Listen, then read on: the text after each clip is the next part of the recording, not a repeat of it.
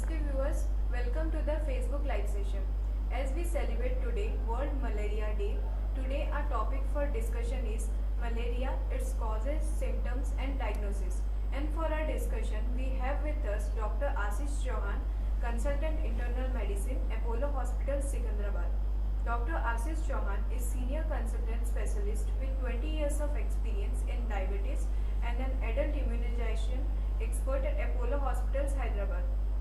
He has specialized training in adult immunization. He is actively engaged in teaching students from medical fraternity. His organization, Nathan's Learning Forum, works in the field of academics where through collaboration, medical, nursing and other educational institutions have been enormously benefited. Welcome doctor to our Facebook live session. Thank you, ma'am. So doctor, could you please tell us about World Malaria Day? I'm so delighted to be here today on educational forum and platform of Apollo Hospitals. And yes, I really believe that everybody should know about one of the biggest killer of mankind, which is malaria.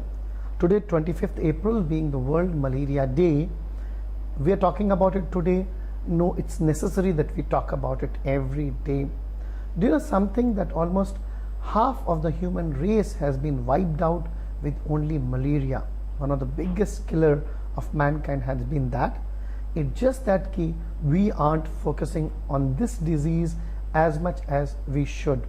It's apparently, if I have to give the facts to all my viewers, 8 lakh deaths per year, that is counts around 2,000 more deaths every day.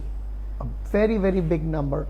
The focus turns out to be always on the heart attack and other diseases, and primarily because it is not currently the disease of the developed nations, and it's become more a disease of Africa and the Asian subcontinent.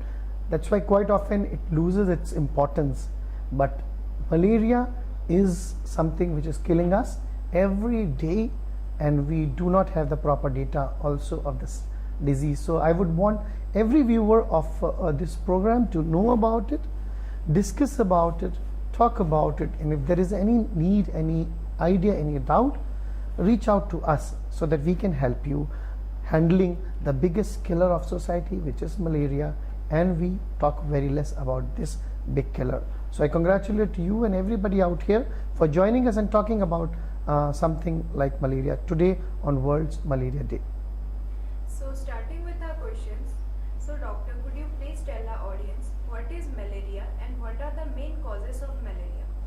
Malaria is an infectious disease. It's an infection which is because of Plasmodium. There are 5 species of Plasmodium. We all know it as Vivax, Malaria, Ovale or Knowlesi, and the deadliest is Falciparum, which kills a very big number of our children, any population when it goes out of the hands. So this is what the malaria is. It's spread by the vector, what we all know it is mosquito, and the Anopheles, that is the female mosquito, spreads it from person to person. So biting one person, it can transmit to another person. So yes, it is this is the main way of transmission of malaria. And most important things to know is that it gets spread through the stagnant water and the bite of mosquito. So what you and me need to know about it is how do we identify it as malaria, and how do we do our part in holding the spread of the malaria. I will talk about it in step by step. Number 1, what are the symptoms? The easy way to understand is acute febrile illness. If you have a fever, and especially in the tropical countries, what we mean by tropical countries is the countries which are in the equator.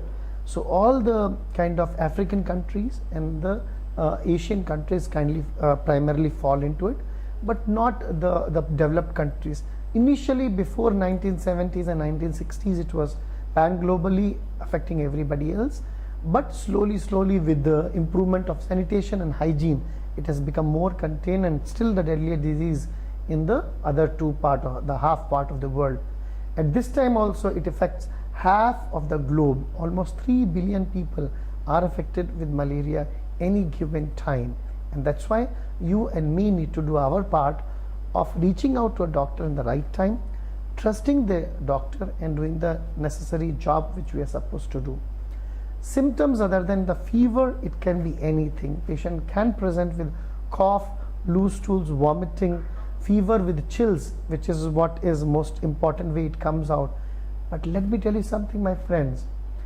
Malaria can present without fever also. And in my personal experience, I have seen a lot of patients who come to us where we miss out because we do not think of malaria just because patient does not have a fever. Definitely if fever is present, it suggests malaria.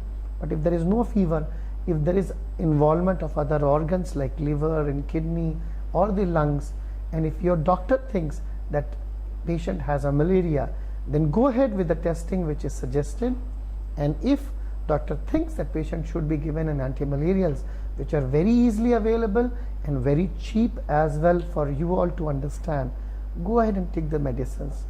At this time I would want to caution is, do not use your knowledge or the 20 minutes knowledge of Google with respect to the doctor's experience of 20 years, because yes, they know much more out of their experience.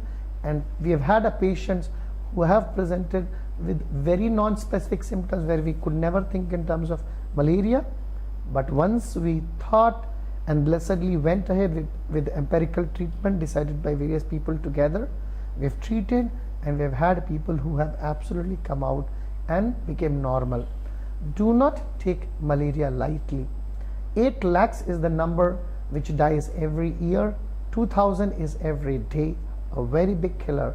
You and me can have it right now without knowing it. So don't take any symptoms lightly.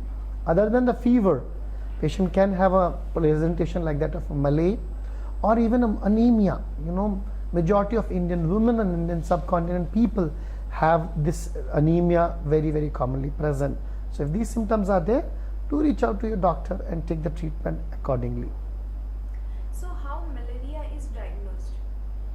That's a very simple and the tough question which I need to address. Number one, it can be diagnosed by the treatment, by the clinical judgment only. If you're coming from an endemic zone, if you're almost 10 years back, I was in the northeast and I know that there were rampant spread of falciparum malaria. Just any patient presenting with fever, we had to treat a patient with the malaria even when the no tests were done. Those simple tests can pick it up. Complete blood count can show us anemia where the hemoglobin is less, which is hypochromic and this kind of picture, along with some parasite which can be seen in thick and the thin smear. Thick and the thin smear is easily can be done in the areas where the resources are limited. In the rural area it can be done, and in that we can see that parasite in the simple blood. The parasite can be very easily seen in the RBCs, and on identifying that, especially knowing the banana shape of the falciparum, once we see it, it can be easily diagnosed. So you definitely require a good pathologist. At this time I would want to tell you, friends, you have the best doctor in the world who are Indians, and I'm proud to be one of them. And that's what probably your Google says, that the cheapest branded medicines are available in the world are in India. Check out, the medicines are more costly in the poor countries neighboring to you, Sri Lanka, Pakistan and everywhere else. So when you have the cheapest and the best medicine and the best lab available and the most cost effective price, go for it. More and more investigation will help you out in keeping you out of hospital, and we are there to assure that you do not become sick. So reach out to your doctor whenever there is a doubt. Do the necessary investigations like thick and the thin smear. Serology is also there, which we do it, and when needed we can go for invasive tests, something like even furthermore blood cultures and those things to help out in identifying secondary infections. With all these things we will be able to help you out in getting cured faster. These ways you can be malaria free is my answer to you. So how can we stop malaria from spreading? A very good and a meaningful question on a World Malaria Day. Prevention is better than cure. Isn't that what your father and your mothers taught you always? Prevent, because that's the easiest way, that is the cheapest way. Bed nets is very much needed.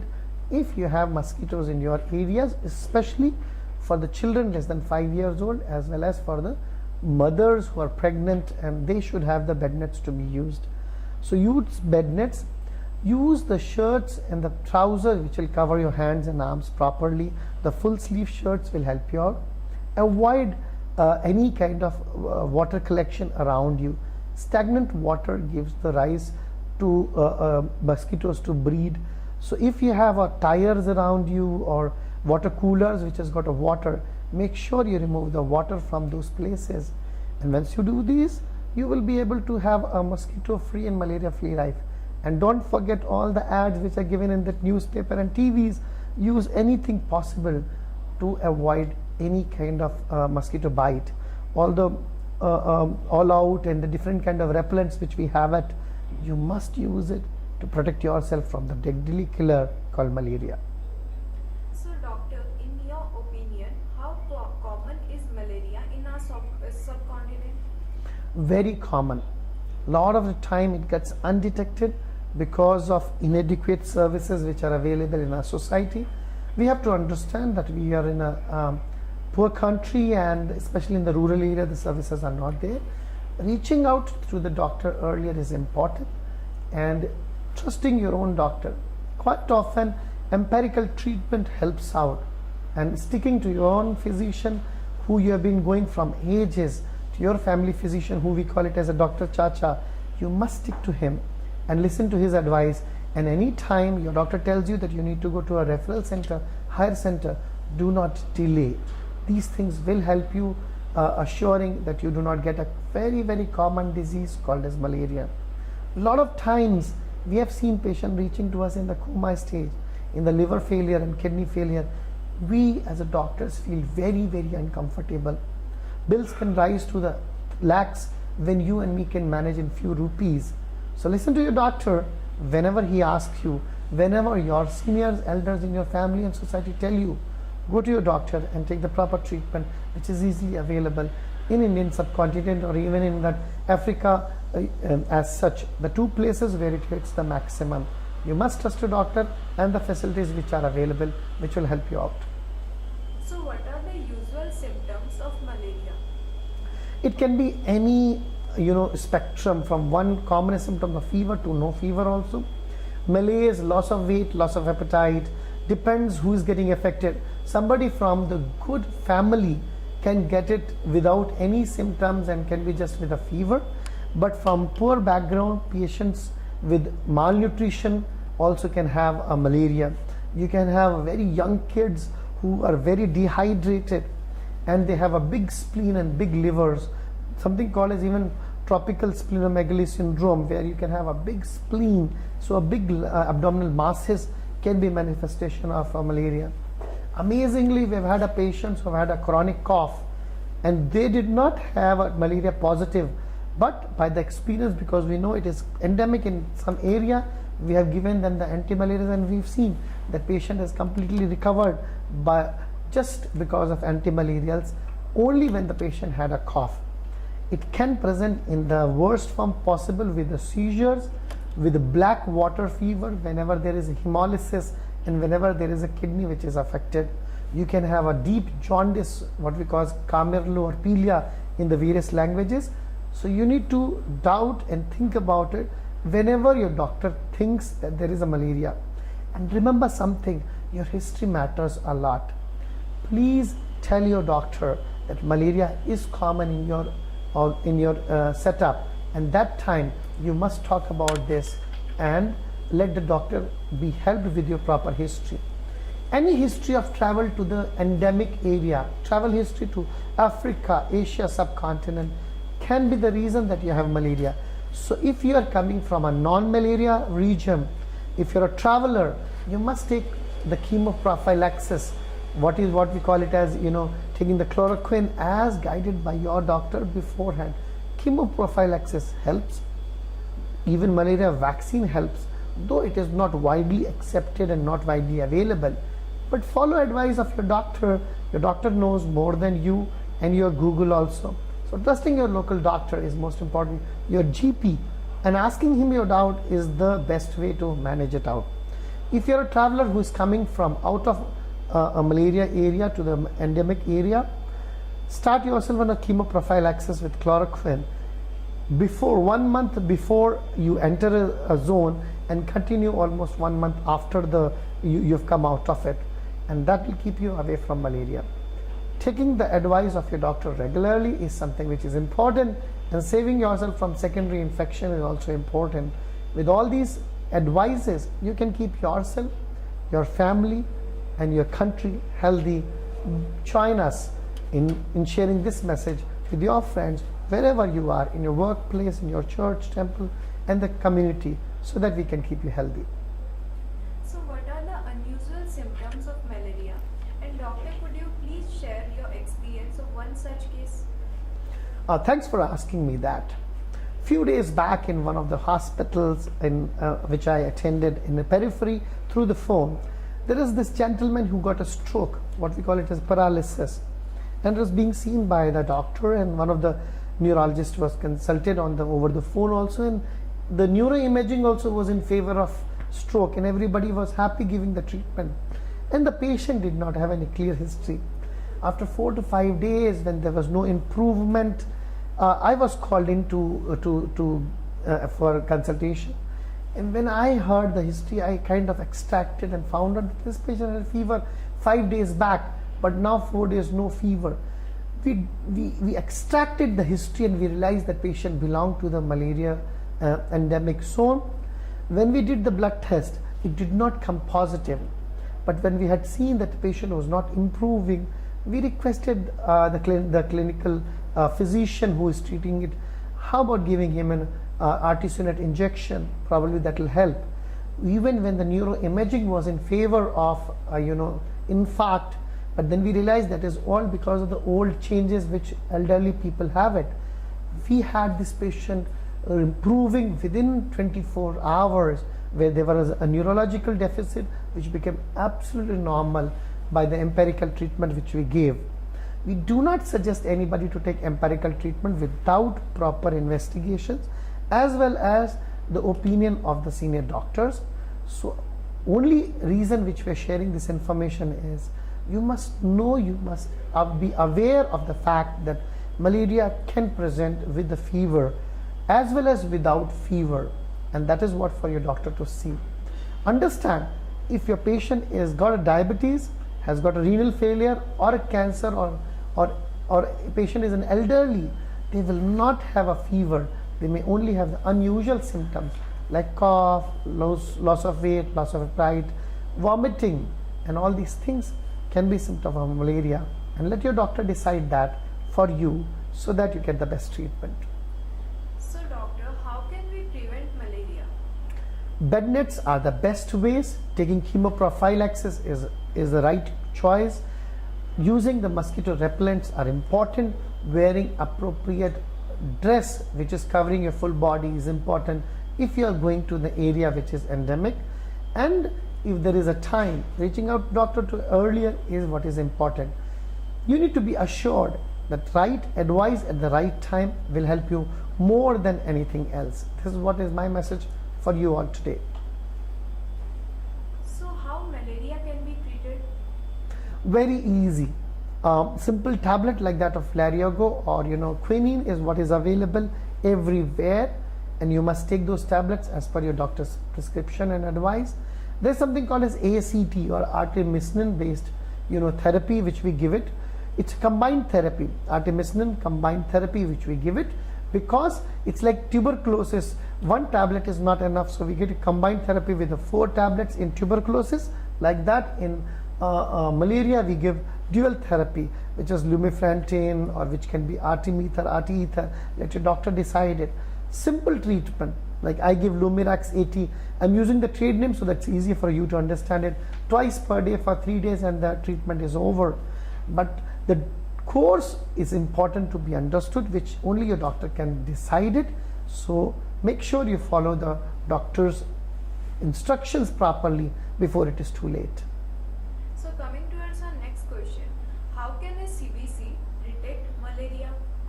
A good lab is something which is very much important. So that's why whenever we compare with the labs which are available in rural area.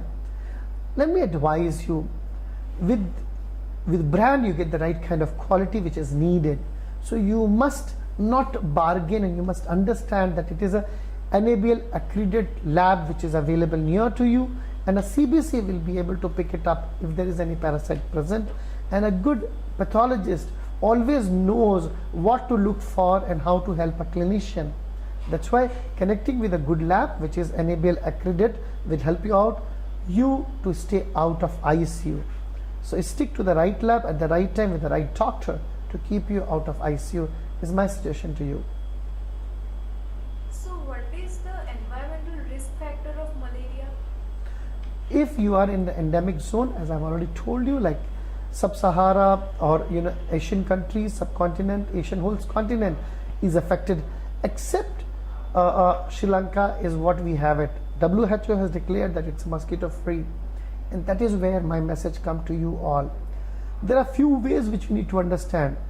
Treatment is easy, prevention is much more better.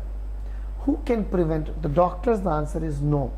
It's only your politicians, your bureaucrats, your leaders of your society, the representative who you need to reach out to.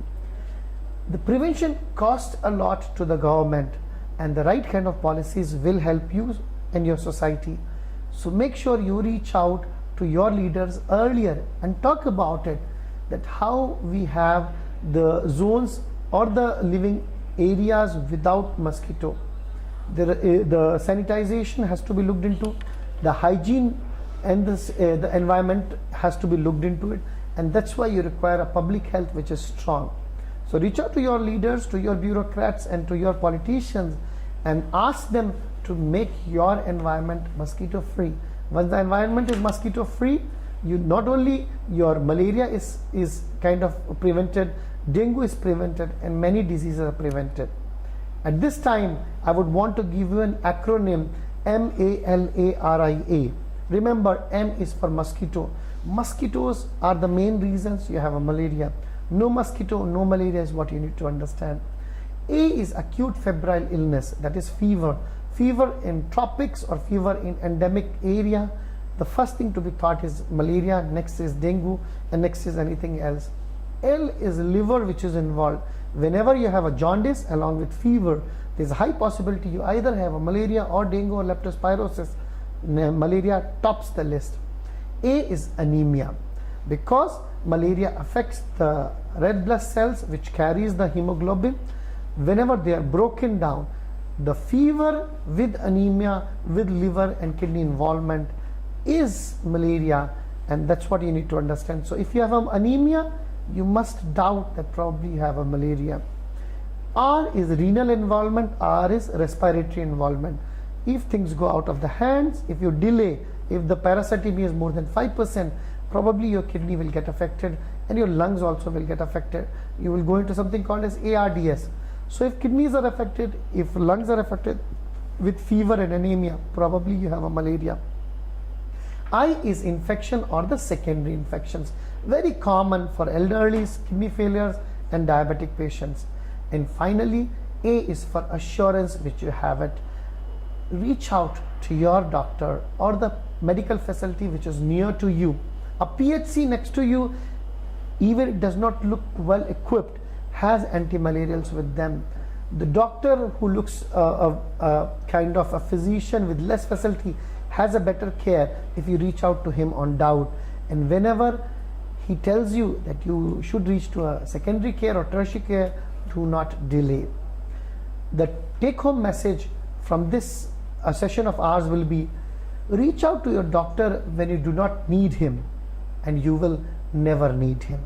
If you remember these things, you and me can make the world as a malaria-free world on this World Malaria Day.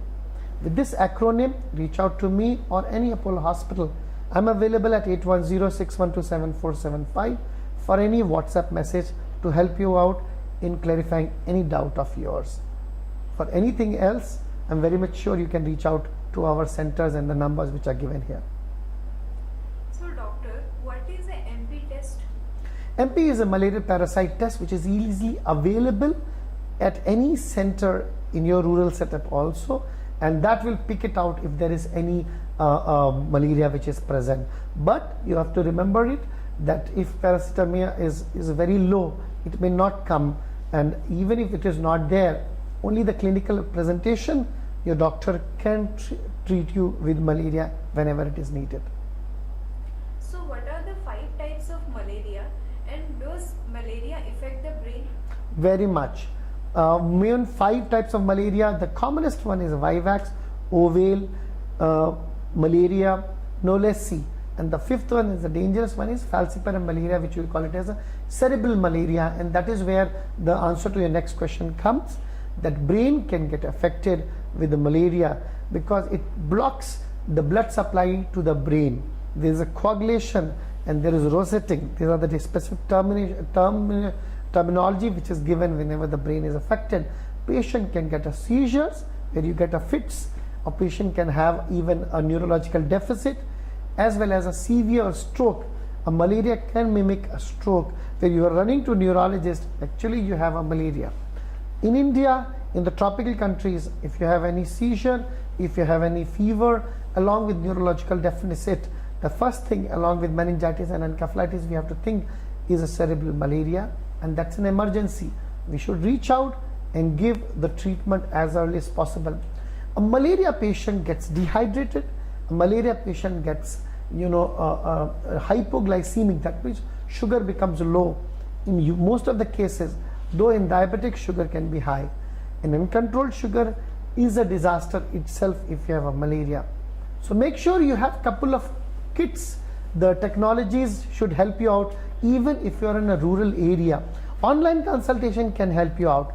Make sure you have 4 gadgets in your house which are the cheapest: glucometer, BP apparatus, thermometer, and finally pulse oximeter. Please, for all the friends who are watching this and probably they stay at they are NRIs and they are in US, UK, Australia or wherever, make sure your friends and the families in India have these gadgets. Supply to them through all the e-commerce portal, or reach out to us. Our platform Apollo 247 can help you out in getting these instruments so that you can become your own doctor even in the corners of India or subcontinent. We can help you out through online consultation. During the COVID time, majority of 10th, 12th passed children have treated their own parents by proper online consultations, and we are always there to help you out. Yes, available 247 for you, or through the educational platforms like this, to assure that society in which we are living is healthy and smiling always. So coming towards our audience questions, so why WBC count is low in malaria? There is something called as splenomegaly which happens because that is what gets affected maximally, the liver and the spleen. And whenever liver and spleen gets affected, there's something called the sequestration. That means all the cells, WBC and RBC, they get collected and they get stagnant there. They get kind of sequestered is the word. And whenever there is cells which are filling in liver and the spleen, in peripheral blood smears, they are less. So for this reason, and even whenever there is a severe malaria, there can be a bone marrow depression. And when these things happen, you can have WBC count which is low, you can have platelets counts which are low, you can have hemoglobin which is low. And whenever the platelet counts are low, in the people who are having a habit of smoking and alcohol, they can present to us with low blood pressure, with low hemoglobin, because they can be having a bleeding which happens in their gut. So malaria can present in any way possible. You had asked me one thing, sir, tell us about your experience. I'm telling you one experience of 10 years back. A gentleman who was seen in Mumbai, he was sent to Hyderabad back for his last ritual days because he was in coma stage and every treatment had failed to him in one of the top hospitals in Mumbai. And they were told that because patient has a hypoglycemia, hypoglycemia means low sugar, patient had the irreversible damage to the brain. When we saw this patient in Telangana, we realized that peripheral smear of this patient who was thought to be having a hypoglycemia and they never thought in terms of malaria because patient did not have fever. In our reports, the malaria came. A patient who was in coma for 25 days, who was sent for his last rituals, kind of it, in coma stage. When we gave him a simple drug, the patient had received the treatment of 25 lakhs, and we had given him treatment of 5 rupees, 25 rupees, and patient opened his eyes in 24 hours, stood on his legs in 48 hours, and till today that gentleman is back to his work, working in Mumbai. So getting the right treatment done in the right hands by the right kind of investigation is important. 3 I's I would want to leave it for all of you who are watching this program. Investigate whenever there is a doubt. Insurance, very much important. Information is a 3rd I, which will keep you and me and my society healthy. Investigations, information, and insurance. And that's a big difference between the Western world and the counterparts who stay in the Western world than in India. We hesitate and we doubt our doctors whenever they write for an investigation, and most of us are not insured, and that's why we do not get right kind of treatment at the right time. Information is the most important thing, and this is a platform we are using it to reach out to you, to your parents, to whom the tertiary care directly cannot reach, but we can reach them out through our online portals. And that's a message on World Malaria Day I would want to give it to every viewer of ours. So does malaria cause joint and muscle pain? Yes, malaria can cause any kind of manifestation, right from aches and pains, joint pains. See, malaria is an infection which causes inflammation. Whenever there is an inflammation, whenever there is a falciparum blocks the blood supply, it even can cause a limb to be lost. If the malaria produces so much of toxins, those toxins will cause the joint pains, those toxins will cause the muscle ache or myalgia.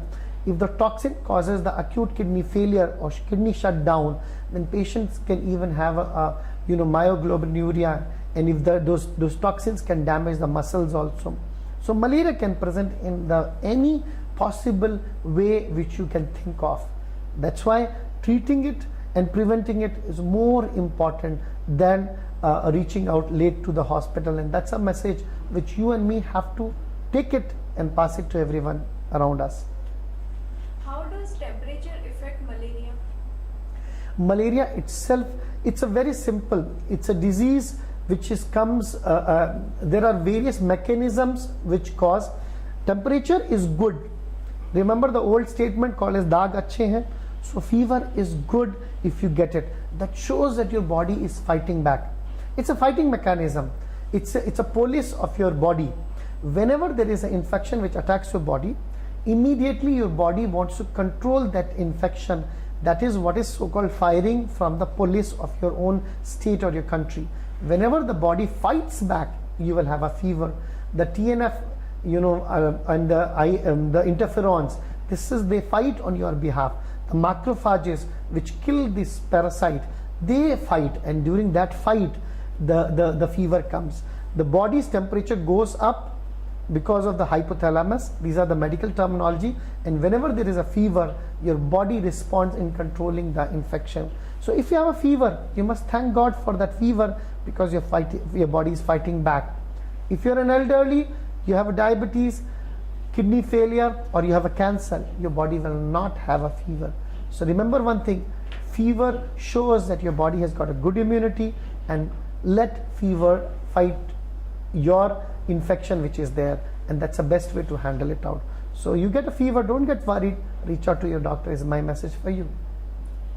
So what is malaria incubation period? That differs from species to species. It roughly comes in 3 days to 1 week's time, can go up to even 14 days.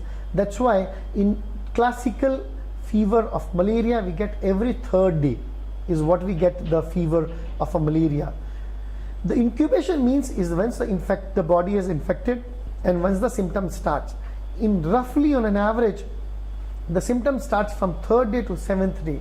But nowadays what we are getting is a mixed infections. You can have vivax and the falciparum together. So though we know, that's why I keep telling you, my friends, the Google knowledge is very different than what the real knowledge, doctors have it.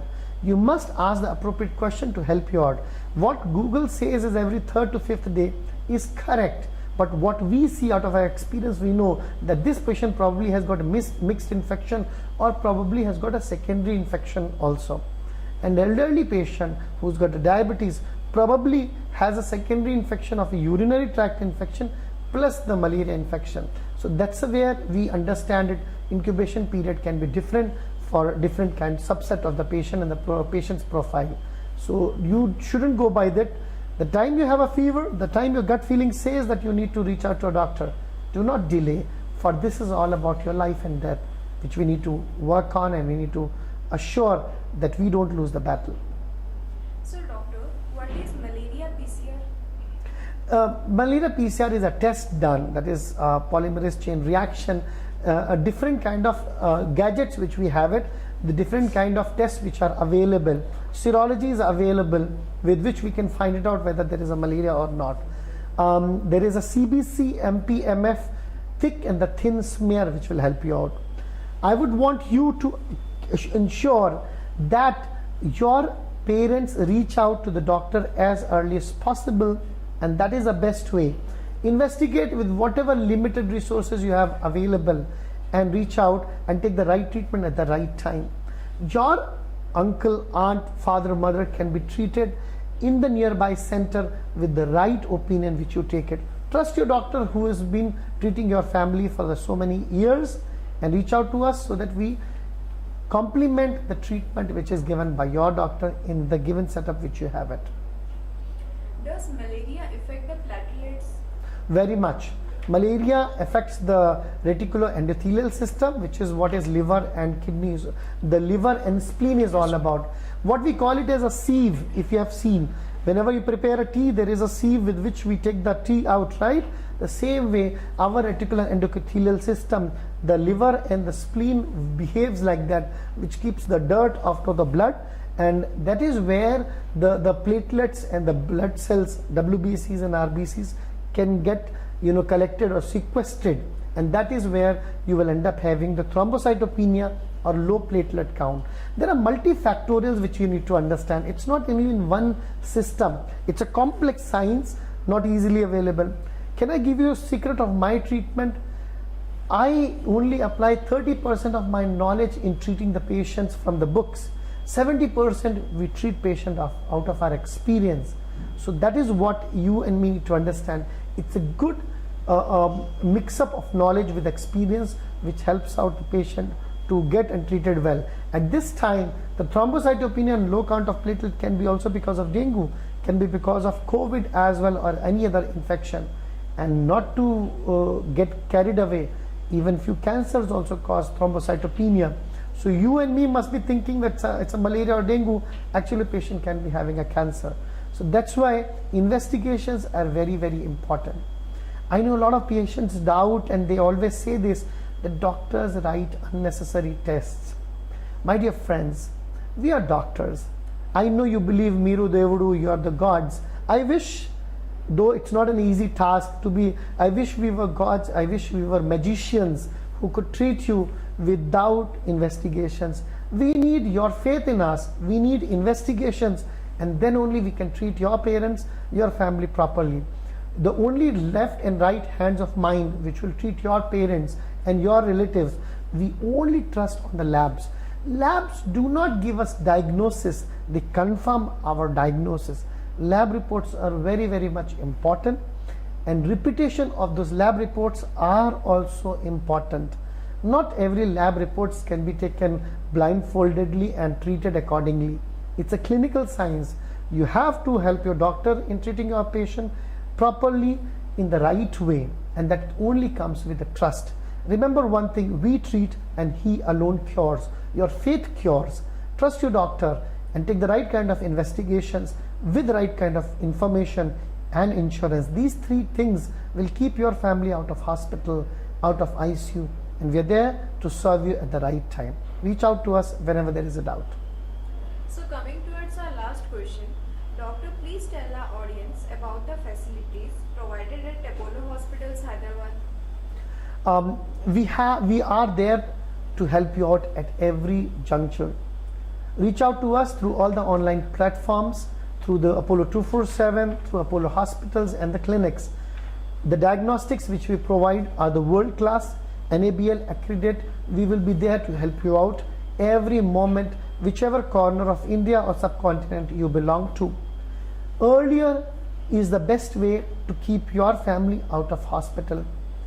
On this World Malaria Day, let me tell you, malaria affects every part of the body, and that's what you need to understand. And the only way we can do it is by reaching out to a doctor earlier. Once we do that, we can save your family member. Majority of the times, trust me, the diagnosis of malaria is not even made just because we have reached to the hospital too late, just because we have reached to a specialist directly without reaching to the primary physician. Reach out to your doctor who is near to you, ask him for the best care. What dichotomy or hypocrisy which we find in our system? We want the best treatment with the best doctor, but we are not ready to reach out in the right manner. The right manner of reaching out to the treatment and to the protocols which are there is only when we have the right kind of diagnosis, which is reached out by right kind of investigation at the right time without delay. So reach out all the possible diagnostics online portal 24/7 hospitals earlier, so that we can keep you out of ICU, we can keep you out of emergency. You, your family and your society, that is our country. Together we can assure that our society is healthy and definitely wealthy by being blessed in the right information at the right time. That's what my message to you all will be. Remember the acronym MALARIA. M is mosquito, is what you need to prevent bite from. A is acute febrile illness. L is liver involvement. A is anemia. R is renal and the respiratory involvement. I is secondary infection, which reaches out, and A is assurance of Apollo to keep you healthy and blessed always. May God bless you. For anything else, reach out to the numbers given below or to me. I'm Dr. Aashish Chauhan, practicing at Apollo Hospitals, Secunderabad, available for you at 810-612-7475. So dear viewers, we have come to the end of our session and hope we have covered all aspects. If you still have more doubts, you can book an appointment with Dr. Aashish Chauhan and clarify your doubts. Thank you, doctor, for educating our audience in today's session. Thanks a lot. It was really nice coming on this platform. I congratulate the Apollo Education platform and the Facebook where we are meeting today, so that we keep connected and we keep you and me out of ICU. It's important that we are connected always. Reach out to our portal. Do not forget to subscribe to our channel, and in future we will connect to you on this portal regular basis. Thank you. Take care. Goodbye. Thank you for joining us. Stay tuned for more such educative live sessions.